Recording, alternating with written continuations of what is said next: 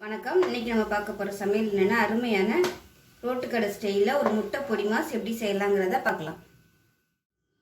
ஒரு பேன் எடுத்துக்கலாம். அதில் தேவையான அளவுக்கு எண்ணெய் சேர்த்துக்கலாம்.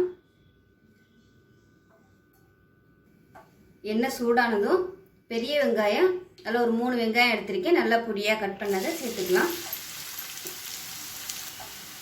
இந்த வெங்காயம் நல்லா வதங்கணும். கொஞ்சம் கண்ணாடி பதம் வர்ற அளவுக்கு நல்லா வதக்கிக்கலாம். வெங்காயம் வதங்குறதுக்கு கொஞ்சமாக உப்பு சேர்த்துக்கலாம். வெங்காயம் நல்லா வதங்கிடுச்சு. இதில் மீடியம் சைஸாக 2 தக்காளி நல்லா பொடியாக கட் பண்ணிவிட்டு சேர்த்துக்கோங்க. இப்போ இதில் 1/2 டேபிள் ஸ்பூன் இஞ்சி பூண்டு பேஸ்ட்டு போட்டு வதக்கிக்கலாம். இப்போ தக்காளி இஞ்சி பூண்டு பேஸ்ட்டு எல்லாமே நல்லா வதங்கிடுச்சு. இப்போ மசாலா எல்லாம் சேர்த்துக்கலாம். 1 டேபிள் ஸ்பூன் மிளகாத்தூள் காரத்துக்கு ஏற்ற மாதிரி சேர்த்துக்கோங்க. 1/2 டேபிள் ஸ்பூன் சிக்கன் மசாலா, எந்த பிராண்ட் வேணாலும் யூஸ் பண்ணிக்கலாம். 1/4 டேபிள் ஸ்பூன் மஞ்சள்தூள், இதையும் சேர்த்து நல்லா வதக்கிக்கலாம். இப்போ மசாலா எல்லாமே நல்லா வதக்கியாச்சு.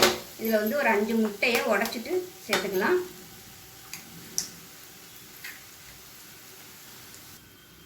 இப்போ 5 முட்டையும் உடச்சி சேர்த்துட்டேன். உடச்சி ஊற்றின உடனே திருப்பி விட்டுறாதீங்க. ஒரு 2 செகண்ட் ஆனதுக்கப்புறம் பரட்டி விட்டுக்கலாம்.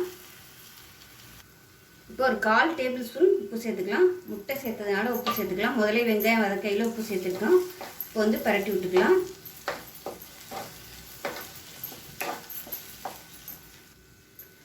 இந்த மாதிரி பரட்டி விடையில ஃபஸ்ட்டு அடுப்பு நல்லா குறைச்சி வச்சுட்டு பரட்டி விடுங்க. ஏன்னா டக்குன்னு அடி பிடிச்சிரும். ஒன்று சொன்னாப்பில் எல்லாம் வந்ததுக்கப்புறம் ஹை ஃப்ளேமில் வச்சுட்டு நல்லா கிளறி விட்டோம்னா நல்லா உதிரி உதிரியாக வந்துடும்.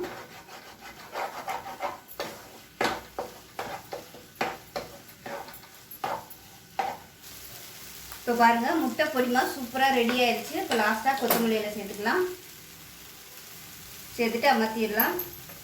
அவ்வளோதான். அருமையாக இருக்கும், வித்தியாசமாகவும் இருக்கும். செஞ்சு பாருங்கள். சாம்பார் சாதம், ரசம் சாதம், காரக்குழம்பு எல்லாத்துக்குமே சூப்பராக இருக்கும். செஞ்சு பாருங்கள். செஞ்சு பார்த்துட்டு எப்படி வந்துச்சுங்கிறத சொல்லுங்கள். வீடியோ பிடிச்சிச்சின்னா லைக் பண்ணுங்கள், கமெண்ட் பண்ணுங்கள், சேனலை சப்ஸ்கிரைப் பண்ணுங்கள், பக்கத்தில் உள்ள பெல் பட்டனையும் ப்ரெஸ் பண்ணுங்கள். நன்றி.